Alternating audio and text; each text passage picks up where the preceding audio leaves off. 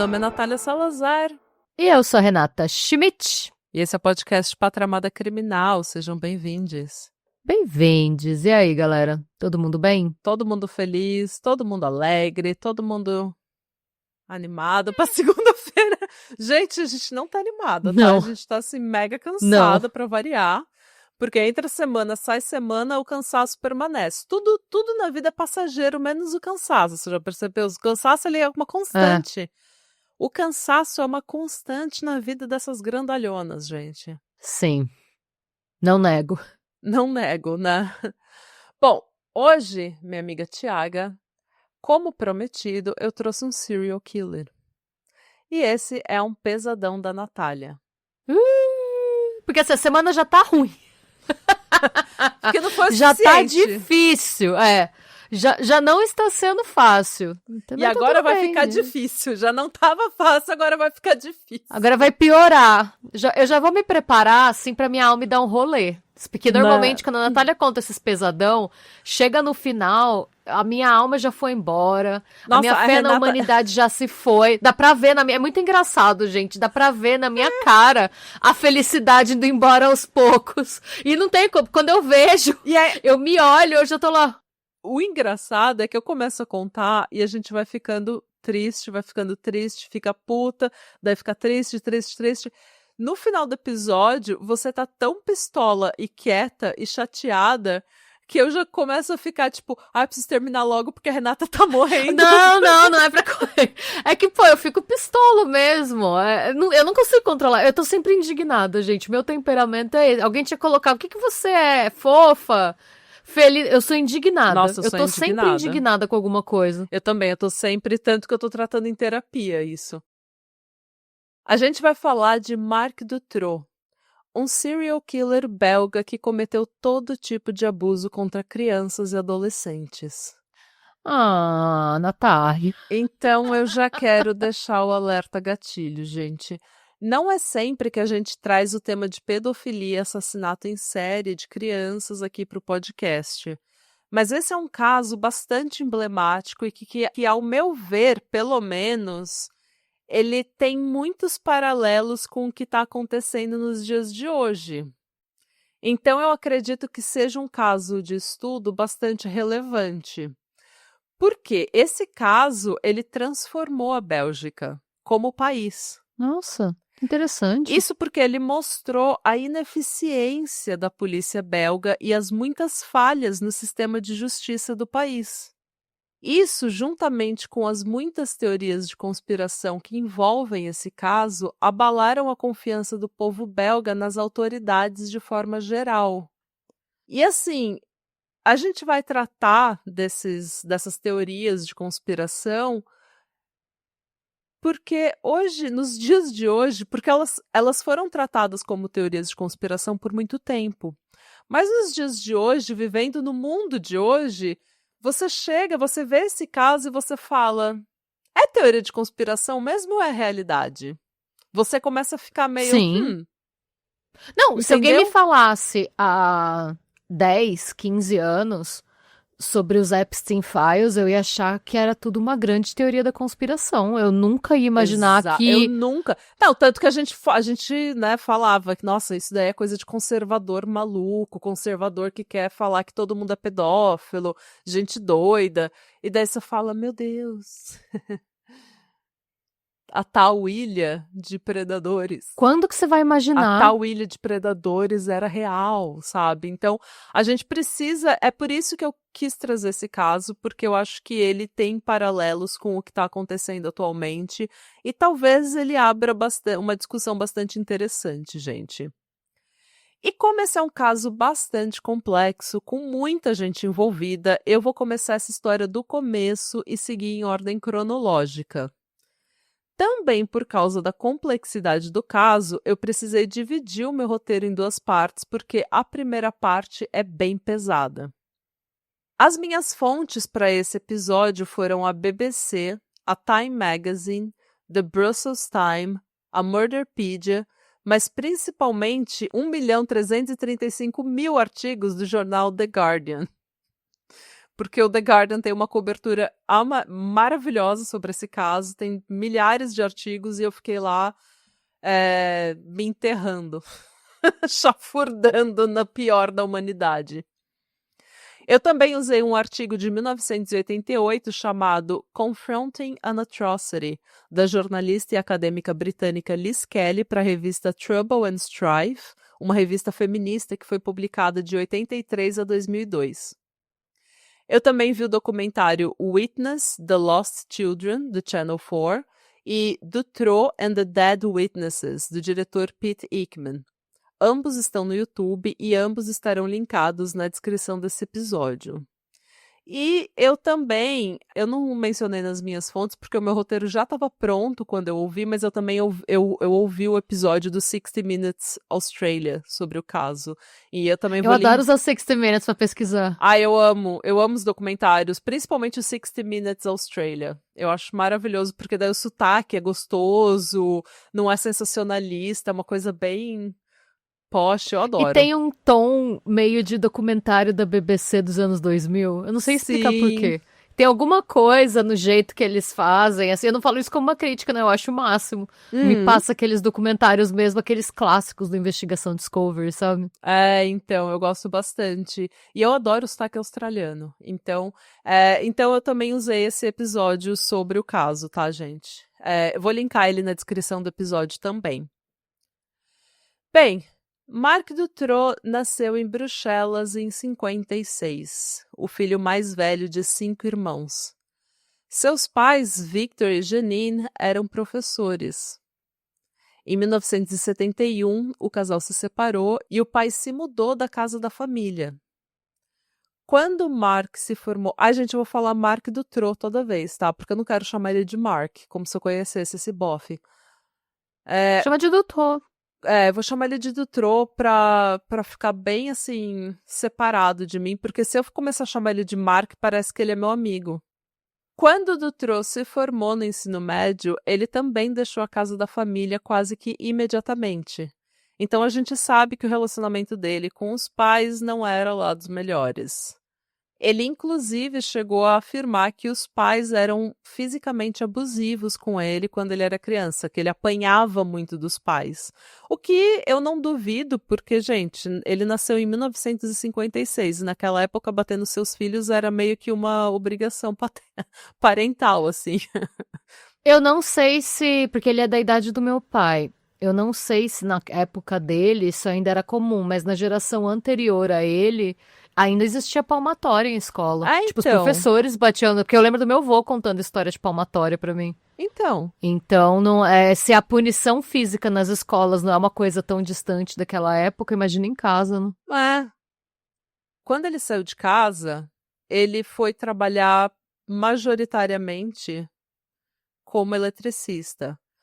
Mas ele começou a fazer uns corres aqui e ali.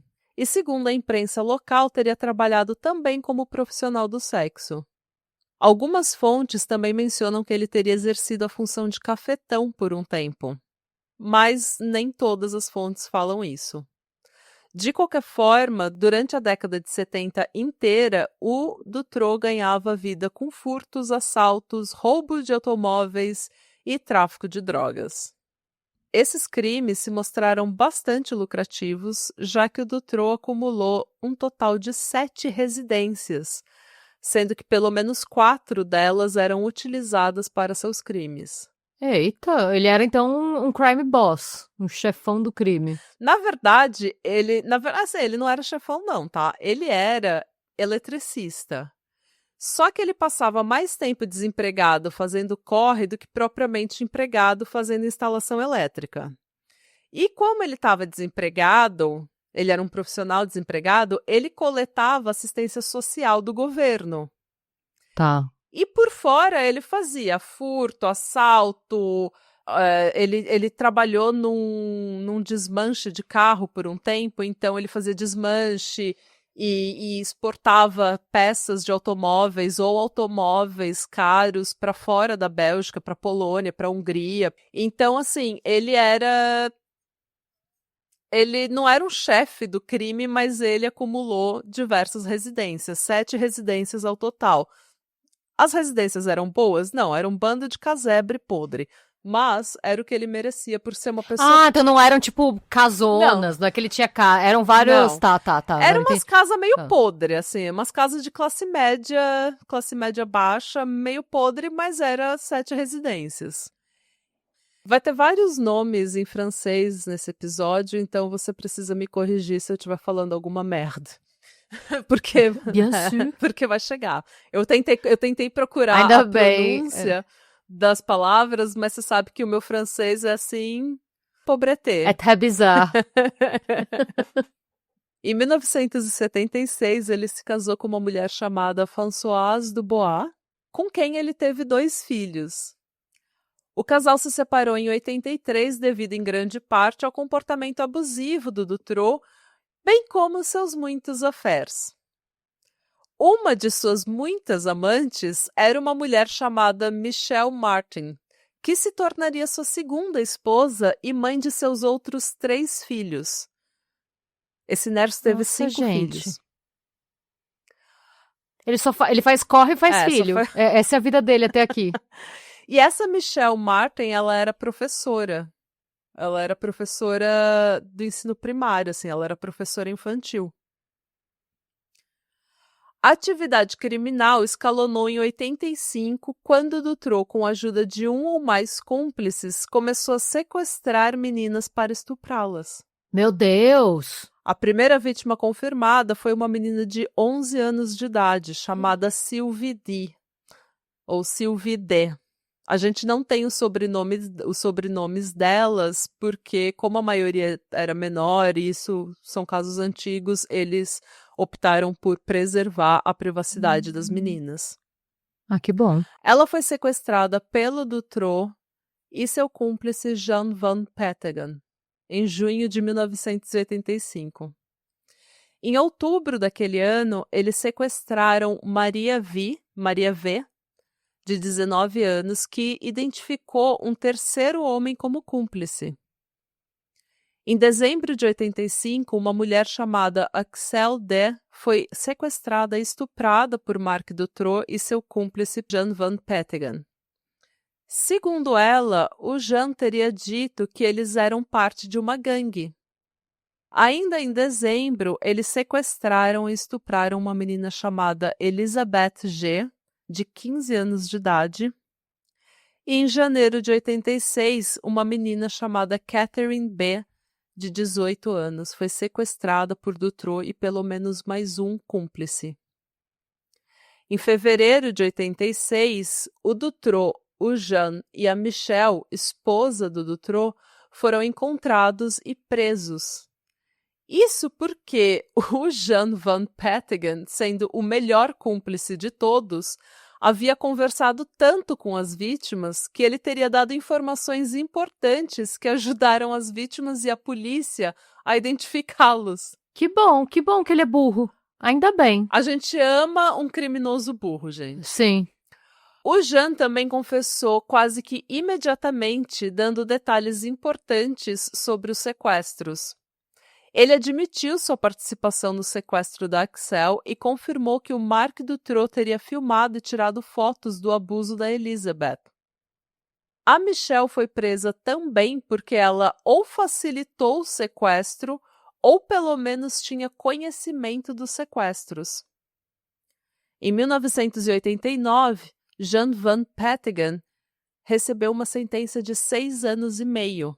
6 anos e meio? Michelle Martin, uma sentença de 5 anos, e Marc Dutroux recebeu uma sentença de 13 anos e meio de prisão. Isso tudo, gente, pelo sequestro e estupro de 5 meninas, sendo que 3 eram menores de idade.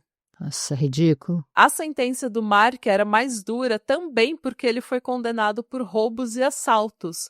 Então ela foi agravada ainda. Os 13 anos e meio de prisão era uma sentença agravada por roubos e assaltos. Ou seja, pelo sequestro e estupro, ela ainda era menor. Mas essa história, obviamente, não acaba por aqui. Como se não fosse um soco no estômago saber que o trio recebeu essas sentenças extremamente leves para os crimes de sequestro e estupro, A gente precisa lidar também com o fato de que nenhum deles cumpriu a sentença inteira. A Michelle foi liberada depois de apenas 2 anos atrás das grades. E o Marc Dutroux cumpriu apenas 3 dos 13 anos aos quais foi condenado. 3. Ele foi liberado em 1992 pelo então ministro da Justiça, Melchior Wathelet. Parabéns, espero que ele esteja orgulhoso desse legado dele. Pois é. O Melchior, ele liberou vários predadores sexuais por bom comportamento. E mais tarde ele perderia o cargo, inclusive, por conta desse caso do Marc Dutroux. Que bom. A gente vai falar um pouco mais disso mais pra frente. É que bom, é bom ver que às vezes existe alguma consequência, né? Porque às vezes a gente vê o caso que a pessoa faz isso e não só não acontece nada, como ela ainda ocupa outros cargos. Esse tem que ficar... Pois é, esse pelo menos foi envergonhado em praça pública e perdeu o cargo. Ah, que bom. O Marc Dutroux foi liberado em 1992, apesar da oposição da promotoria e do psiquiatra que o havia examinado na prisão. A própria mãe do Marc Dutroux escreveu ao diretor da prisão para alertá-lo sobre o filho. Ela reclamou que o Marc estava usando as visitas supervisionadas à casa da avó para fazer o inventário dos pertences dela, algo que estava deixando a idosa angustiada. Mano, a mãe do maluco tá falando, deixa esse maluco preso. E ela escreveu ainda: o que eu não sei e o que todos que o conhecem temem é o que ele planeja para o futuro. Você tem a mãe do maluco falando, ele não está reabilitado, ele vai me matar. Pois é. Ai, gente, desculpa, eu vou parar de te interromper, é que eu... Não, grita, não, fica indignada, solta os cachorros mesmo. Eu não quero atrapalhar a narrativa, mas assim, eu quero deixar registrada a minha revolta, a minha indignação e a minha vontade de subir no palanque e gritar com o megafone. Prossiga, por favor. Então, segundo o jornal francês Libération. Segundo... Libération. Pensa naquele R, dois R's. Libération. Eu tô só sendo chata, fala do jeito que você quiser. La Libération. Não, mas eu preciso aprender. Não precisa, não. Segundo... Eles tudo... Já falo muita língua também, Natália, tá bom. Segundo o jornal francês Libération, as cartas nunca foram respondidas. E, gente, se vocês, assim como a Renata, já estão extremamente revoltados aqui, calma que piora. Eu já tô full Porque pistola. o pior dos crimes do Marc Dutroux começaram após a sua soltura. Em junho de 1995, 2 meninas de 8 anos de idade, chamadas Melissa Russo e Julie Lejeune, desapareceram depois de sair de casa para uma caminhada na vizinhança. A vizinhança delas era... Eu não vou nem tentar pronunciar. Elas moravam em Liège, no leste de Bruxelas. E a gente vai perceber, gente, que a Bélgica é um paizinho, né? Muito pequeno. Mas os crimes do Marc, eles vão de um lado para o outro, do sul ao norte, eles vão ao redor de Bruxelas, vão para o litoral, volta. Ele não tem muito uma área específica onde ele atua. A Melissa e a Julie, elas eram extremamente apegadas uma na outra. Elas eram melhores amigas, elas estudavam junto, elas faziam dança juntas. E a Julie foi para casa da Melissa e elas perguntaram para a mãe da Melissa se elas podiam dar uma volta pela vizinhança e logo elas iam voltar. E daí deu 1 hora, 2 horas e nada das meninas voltarem. Daí as famílias começaram a buscar na vizinhança, né, tentar achar as meninas, e quando eles não encontraram, eles ficaram cada vez mais desesperados e chamaram a polícia. Quando os pais ligaram para a polícia para reportar o desaparecimento, a polícia se mostrou, num primeiro momento, muito solícita, pronta para investigar o caso. No entanto, a polícia não estava completamente preparada para uma investigação daquela magnitude. Era como se eles não soubessem por onde começar. Isso segundo os próprios pais, né, das meninas. E isso, claro, fez com que os pais dessas meninas perdessem a confiança na polícia. 2 semanas depois, eles estavam tão desesperados que eles resolveram fazer tudo o que eles podiam, tudo que estava no alcance deles, para que o desaparecimento delas não caísse no esquecimento. Eles deram uma coletiva de imprensa, mandando uma mensagem para os possíveis sequestradores e para as meninas. Deram entrevistas para a televisão, mandaram fotos para os jornais, espalharam panfletos e penduraram cartazes, incluindo cartazes nos principais aeroportos da Ásia e da Europa. Infelizmente, nada aconteceu.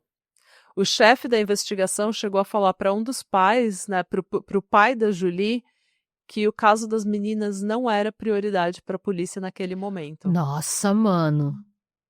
Quem que fala isso pra um pai? O pai dela falou que o chefe da polícia da investigação chegou assim e falou: não, essa não é a principal prioridade da polícia nesse momento. É uma senhora que tem sua bolsa roubada ou é agredida tem tanta prioridade quanto sua filha.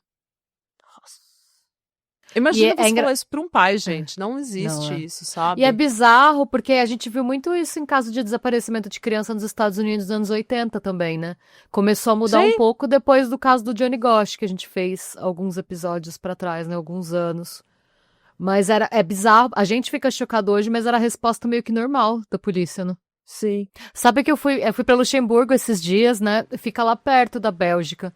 E aí eu fiquei sabendo por uns amigos que estão lá que a Bélgica é considerada, eu acho que ela tá no segundo lugar daquele ranking, acho que é Numbeo, vou até confirmar. É o segundo país mais violento da Europa, tipo do ranking desse ano. Sim. Meu Deus, gente. É isso mesmo, o nome do ranking é Numbeo. Segundo país, é o segundo país da União Europeia, o segundo país mais violento da União Europeia. Que horror. É tenso, é tenso. Eu fui pra Bruxelas uma vez, foi meio 13 no sentido de que, assim, a gente não aconteceu nada com a gente, mas dos países que eu conheci, das cidades, né? Eu fui só pra Bruxelas, não conheci as outras. Mas sabe quando você vai pra cidade e a cidade é meio perigosa à noite? Sei. É a mesma sensação de insegurança de você andar no centro de São Paulo à noite, assim, em termos de lixo, da galera, de usuário, né, de substância meio mais tensa andando na rua, assim. E aí eu fiquei com essa impressão, a cidade é linda, quando você vai para as regiões mais turísticas é tudo muito bonito e tal, mas a criminalidade da Bélgica é um problema pra galera de Luxemburgo, porque eles são colados e tem muita gente, por conta do Benelux e da União Europeia, né, o trânsito é livre, então impacta a galera dos países em volta. Claro, é um problema principalmente um paizinho pequenininho igual Luxemburgo, né? Que é o país com o maior número de Porsche por habitante. É, o país de boa, então né? você tem um país extremamente rico do lado do país mais violento, do segundo país mais violento da União Europeia. Então E eu tava vendo agora, eu tava procurando o nome do ranking, porque eu acabei de ter essa conversa, né? Eu tive essa conversa tipo anteontem. E eu tava procurando o nome do ranking e eu vi que Liege é uma das regiões mais perigosas, junto com Bruxelas e a Antuérpia, por causa do porto. Antuérpia, né? Sim, é Antuérpia. Então é um problema, a violência é um problema lá. Violência, tipo, criminalidade alta, né? Como a gente vê em São Paulo. Gente, eu não tinha ideia. Eu achava que a Bélgica era o maior país de boy. O maior país, assim, frufru. Que eles são franceses. Tinha essa impressão. Então, eu achava que era um país meio frufru. É meio tenso. Mas, enfim, 2 meses depois, 2 adolescentes chamadas Anne Marshall, de 17 anos, e Effie Lambrecht, de 19, desapareceram enquanto estavam em uma viagem ao litoral, em Ostende. Elas estavam viajando com alguns amigos de escola e um dos amigos telefonou para os pais da Anne dizendo que ela e a Effie tinham ido para um show na noite anterior e não tinham voltado. E os pais da Anne, né, a família Marshall, eles liberaram ela, apesar dela ter só 17 anos, justamente porque ela e a Effie, elas eram extremamente responsáveis. Elas não saíam pra balada, elas não eram de ficar se escondendo, fazendo besteira, ficar até tarde da noite na rua. A F odiava qualquer tipo de, tipo, droga, essas coisas, bebida. Ela era bem careta mesmo, elas eram extremamente responsáveis. Então eles falaram, claro, pode ir, confiaram completamente nas meninas porque elas eram muito cabeça, muito responsáveis. Assim, tua fault, sabe? Até demais. Ah, não, ir num show sozinha com 17 anos não é nada demais. Pelo menos na minha época. Não a é nada gente... demais, É. assim. Não, mas elas tinham ido pra Ostend, que é no litoral. Acho que são 2 horas de onde elas moravam. E elas foram com os amigos da escola, os pais liberaram porque elas eram muito responsáveis. Bem, quase que imediatamente a polícia ignorou a urgência da situação. Mais uma vez. Dizendo que quando garotas adolescentes desaparecem, é porque elas normalmente estão fazendo algo de errado com os amigos, com garotos, ou fugiram com o namorado. Nossa, gente. Quando a mãe da Anne falou que aquilo não era o perfil da filha e insistiu que havia algo de errado, um policial teve a pachorra de dizer que ela deveria assistir menos Miami Vice na televisão. Nossa, gente, deu pra ver que a grosseria é o padrão da polícia aqui, né? E daí ela respondeu pra ele dizendo, talvez você tenha que começar a assistir pra saber o que fazer. Vixe. O que eu achei um lacre. E daí ele começou a discutir com ela e falar, não, eu tenho 20 anos de força policial e blá, blá, blá. E ela, então acha minha filha. Era um serial killer. E aí? Tava fazendo o quê nesses 20? Prestando atenção, não tava. Pois é. Bem, essas 4 meninas estavam desaparecidas ao mesmo tempo, algo que era bastante incomum na Bélgica. E isso começou a mudar a imagem que a população tinha do país. Mas até então, ninguém tinha conectado os pontos, ninguém tinha conectado os 2 casos. As 2 que desapareceram em Ostend eram 2 adolescentes, e as que desapareceram em Liège eram 2 meninas de 8 anos. Então, eles não conectaram os pontos. Não era mesmo perfil, né? Aparentemente. Em dezembro de 1995, o Marc Dutroux foi preso por roubo de carros e passou 4 meses na prisão. Em maio de 1996, com o Marc Dutroux já solto, uma menina de 12 anos chamada Sabine Dardenne desapareceu a caminho da escola em Tournai, ao sudoeste de Bruxelas. Em agosto daquele mesmo ano, Letícia Delhaize, de 14 anos, foi sequestrada enquanto voltava para casa em Bertry, no sul da Bélgica. E foi aí que a sorte do Dutroux começou a acabar. A mãe da Letícia disse que a filha jamais fugiria de casa e que algo muito sério deveria ter acontecido para que ela não voltasse. E a polícia belga daquela região finalmente começou a levar a coisa a sério. Como eu falei, as meninas desapareceram de diferentes regiões da Bélgica. Então, cada polícia meio que tratou de um jeito. E um departamento de polícia não falava com o outro, principalmente porque tinha as barreiras, né, de língua e de ego, que eles não se falavam muito. Então, ninguém tinha conectado os pontos ainda.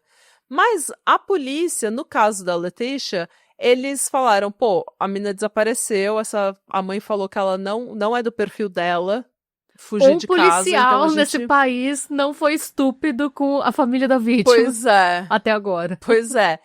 Ele resolveu levar a sério. E a polícia, eles refizeram o caminho que a menina teria feito naquele dia, entrevistando pessoas que moravam ali no caminho inteiro. Palmas para o trabalho. E um menino disse que uns dias antes, uma van estranha estava circulando na vizinhança.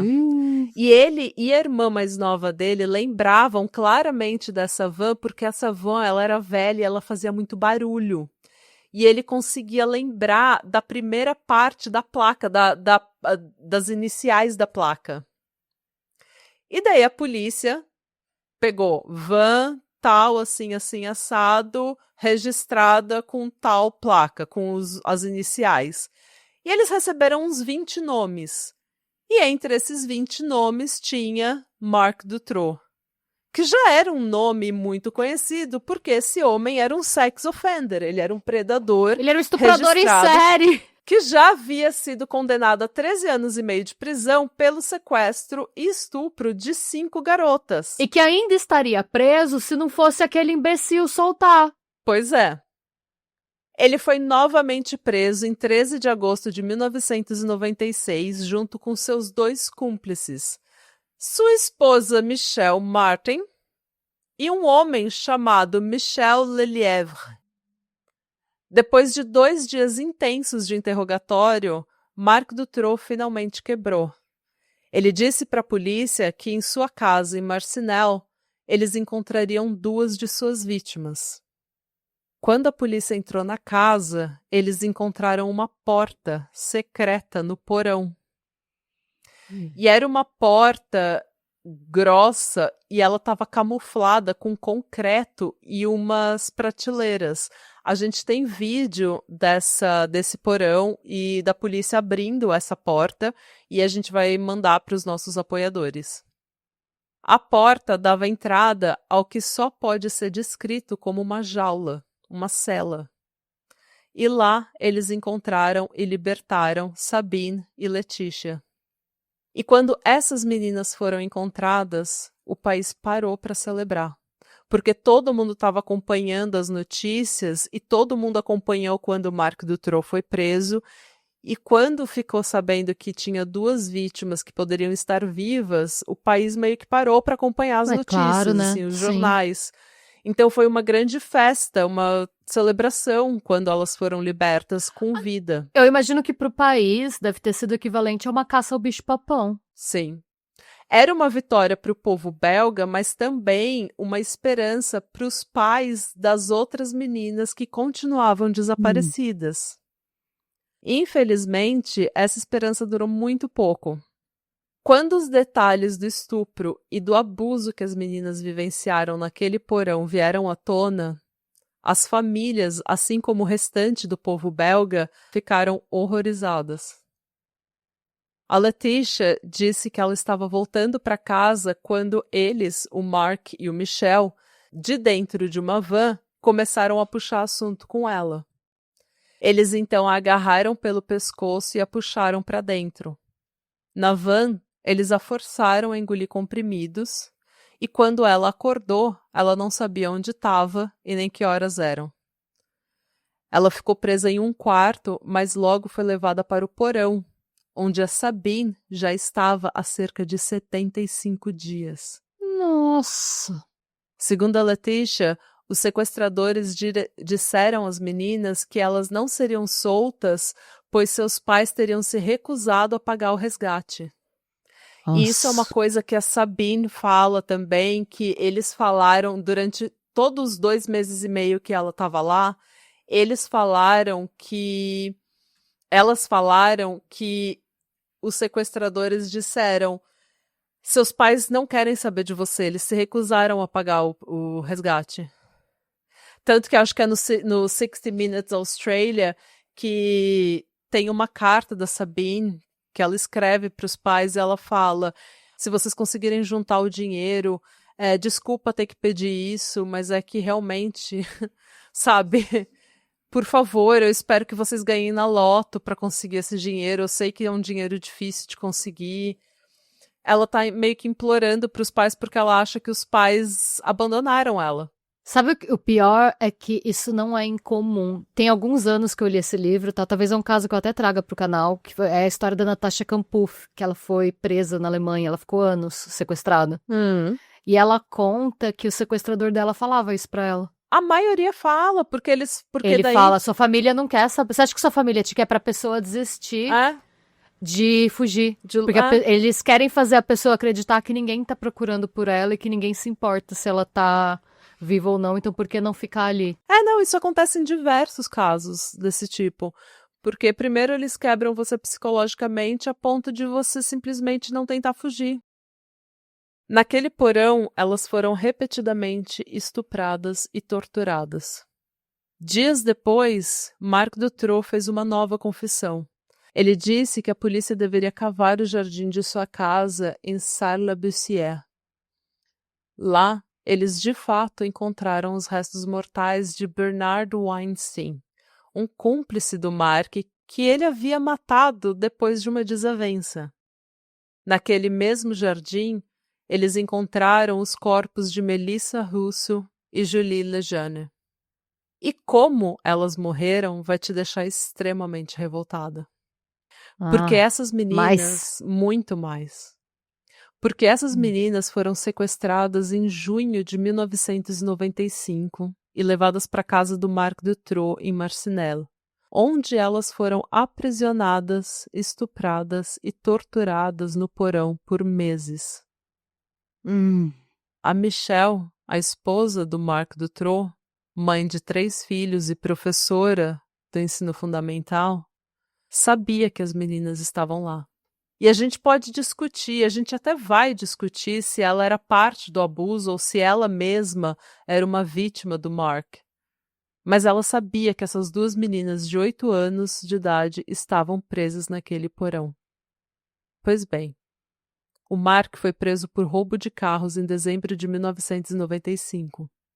A essa altura, as meninas já estavam no porão há cerca de 6 meses, sofrendo todo tipo de abuso. Enquanto ele estava encarcerado, a Michelle foi diversas vezes até a residência. Ela alimentou os cachorros do Marc, pastores alemães que cuidavam da propriedade. E em nenhum momento, durante os 4 meses que aquele homem ficou preso, ela entrou naquele porão. As meninas... Você tá zoando. As meninas morreram de fome. Mano, você tá zoando. Essa mulher ia na casa pra dar comida pros cachorros. Uhum. Nossa. A Michelle, Mais uma mãe de vez. 3 filhos, professora infantil, professora de crianças, deixou 2 meninas de 8 anos morrerem de fome e de sede sozinhas, trancadas em um porão. Esse é o tipo de caso que me faz querer muito acreditar que existe uma vida após a morte, que nem eles pregam no cristianismo, porque tem que ter um círculo no inferno especial pra gente assim, sabe? Cara, E assim, em sua defesa, a Michelle disse o que toda mulher escrota fala. Ai, eu tinha muito medo do meu marido. Eu era uma vítima também. Mas você vai me desculpar. Ele tava preso, né? Você vai me desculpar. Não, pra algumas Não, coisas... se você é uma pessoa adulta, se você é uma mulher adulta e você sabe que tem 2 meninas de 8 anos trancadas em um porão, morrendo de fome, de sede, de medo, Sim. e você não faz alguma coisa, você vai alimentar os cachorros e você não faz tudo que tá no seu poder pra libertar aquelas meninas, você é uma escrota. Sim. E você não merece nenhum tipo de empatia ou simpatia da minha parte. Não você vai mesmo. me desculpar. Não. Não me interessa se você é uma vítima também, amor. Você pode ser uma vítima, eu acredito. Você é uma vítima, ótimo. Eu acredito em você. Mas se você não faz de tudo que tá no seu poder como uma pessoa adulta pra libertar aquelas 2 meninas, você é uma escrota. Você é a escória da humanidade. Até porque 2 coisas podem ser verdade ao mesmo tempo, né? Ela pode ser uma vítima dele e uma escrota. Nem toda vítima é santa. No caso, falando dela. Não, eu também. Ela pode ser. Eu não duvido que ela também seja uma vítima, que ela também seja vitimizada pelo marido. Mas, desculpa. 2 crianças estão presas num porão, morrendo de sede, de fome e de medo, e você, como uma pessoa adulta, vai na propriedade, alimenta os cachorros e não entra no porão? Ela também falou, em uma das fontes que eu usei, ela falou que ela mencionou que ela tinha falado que ela estava com medo do que as meninas podiam fazer com ela. As 2 crianças de 8 como anos? Se as meninas tivessem... como se as meninas tivessem ficado meio ferais, assim, sabe? Ela ainda tenta culpar as vítimas, né? Aí. Sim, porque ela achou que as meninas estavam tanto tempo sozinhas que elas tinham ficado meio selvagens. Elas não iam nem ter força pra levantar de onde elas estavam. Nossa, gente, essa mulher, olha, desculpa, ela e a Carla Ramolka, para mim, podem dar as mãos e andar juntas. Sim. E vamos ter mais indignação. Ah, que bom. No julgamento, o Marc disse que ele tinha delegado a tarefa de alimentar as meninas ao Bernard Weinstein, aquele que foi encontrado morto também no jardim da casa dele.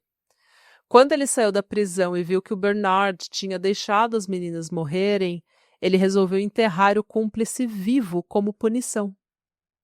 Então, durante todo o julgamento, e a gente vai falar disso na parte 2, a gente vai falar do julgamento em detalhe na parte 2, ele falava que ele não era culpado da morte das meninas porque ele estava tratando as meninas bem. Ele estava só segurando elas no porão.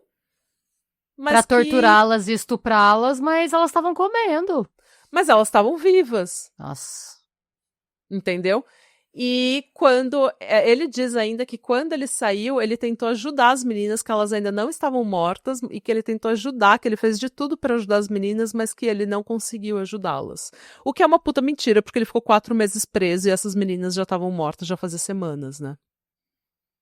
O país novamente parou para acompanhar o velório de Melissa Russo e Julie Lejeune. Os pais da F e da Anne Marshall, que ainda estavam desaparecidas, foram convidados para o funeral. Eles participaram com um misto de luto e angústia pelo que estaria por vir. Os corpos da F e da Anne foram descobertos 2 semanas depois, enterrados em uma das residências do Marc Dutroux, em Jumet. Ele disse que elas foram sequestradas e entregues a um cúmplice, e que depois de cerca de 5 semanas sofrendo todo tipo de abuso, elas foram sufocadas e enterradas. Segundo a autópsia, porém, elas haviam inalado terra, o que dá a entender que elas também teriam sido... Que elas foram enterradas vivas. Exatamente. Segundo a mãe da Anne, ela era virgem antes de ser sequestrada. O pai dela lamenta, mas diz que depois de saber de tudo que a filha teve que passar nas mãos daqueles homens, no final, foi até bom não tê-la encontrada com vida. Ele diz que ele não imagina como seria conviver com aquela realidade o resto da vida. Nas residências do Marc Dutroux foram encontradas centenas de filmes pornográficos profissionais e amadores, bem como vídeos caseiros que ele havia feito com a esposa e com as vítimas. E com o monstro da Bélgica preso e todas as vítimas, entre aspas, recuperadas, a polícia precisou dar explicações ao público. Como aquilo podia ter acontecido na Bélgica? Todas as vítimas ficaram vivas por semanas antes de serem mortas. Por que a polícia não priorizou o caso? Por que não ouviu as famílias? Por que não seguiram tantas pistas que levavam ao Dutroux? Como que esse homem sai e não tem nenhum tipo de acompanhamento da polícia? Como pode ele ser condenado por sequestro e estupro de 5 meninas e poder viver fora e ser solto e poder viver 14 meses fora da prisão fazendo 6 novas vítimas? E reincide e fica só 4 meses preso. Não tô nem falando das meninas, tô falando só do roubo de carro. Só do roubo de carro, é. Não tô nem entrando... A indignação pública crescia a cada explicação mal dada, a cada inconsistência, a cada evidência de negligência, incompetência e corrupção. Sim, corrupção. Porque esse caso é envolto de muitas coincidências. Coincidências muito mal explicadas, que viraram teorias de conspiração e que, como eu disse, que agora... A gente até questiona se de fato são apenas teorias de conspiração ou se são realidade. O Marc Dutroux e seus advogados disseram que ele era uma pequena parte em um pedophile ring, um grupo de pedófilos de pessoas extremamente poderosas, que envolvia policiais, juízes e até a realeza. Eita! Essas afirmações foram desconsideradas como uma teoria de conspiração ou o Dutroux tentando se safar dos crimes que ele cometeu, né? Tentando falar que não, que eu... Porque ele falava que ele estava só segurando as meninas para que outras pessoas as usassem ou para vendê-las para fora do país. Que ele era uma pessoa, um intermediário. Da hierarquia desse grupo de pedofilia, desse grupo de criminosos, ele era o mais baixo na hierarquia. Ele era só o cara que sequestrava e segurava as meninas para os outros grandes, poderosos e até membros da realeza. E daí todo mundo falou, ele tá querendo se safar, né? Ele tá querendo falar que ele não é o criminoso, que o criminoso é outro. No entanto, com tudo que a gente vê acontecendo hoje no mundo, a gente fica realmente pensando, gente, existem membros da realeza da Europa envolvidos em Com o crimes Epstein. de pedofilia com o Jeffrey Epstein. Então, é possível que tenha acontecido.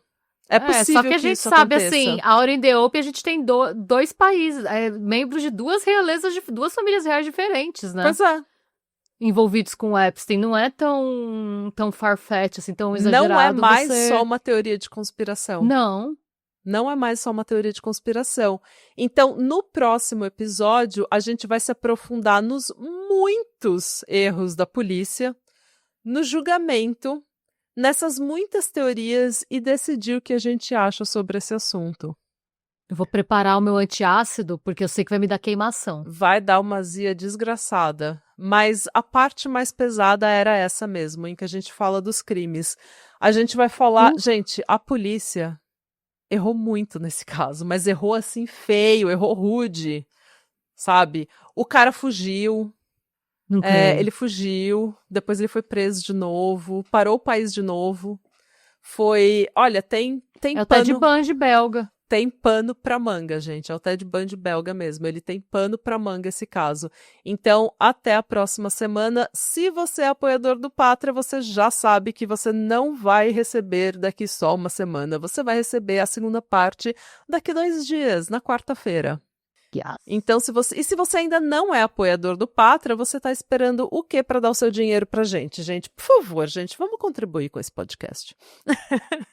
Ajuda as tias a viverem de produzir conteúdo e a começarem os episódios menos mal-humorados. E é isso, gente. Eu espero que vocês tenham uma boa semana e tchau. E beijos. E é isso.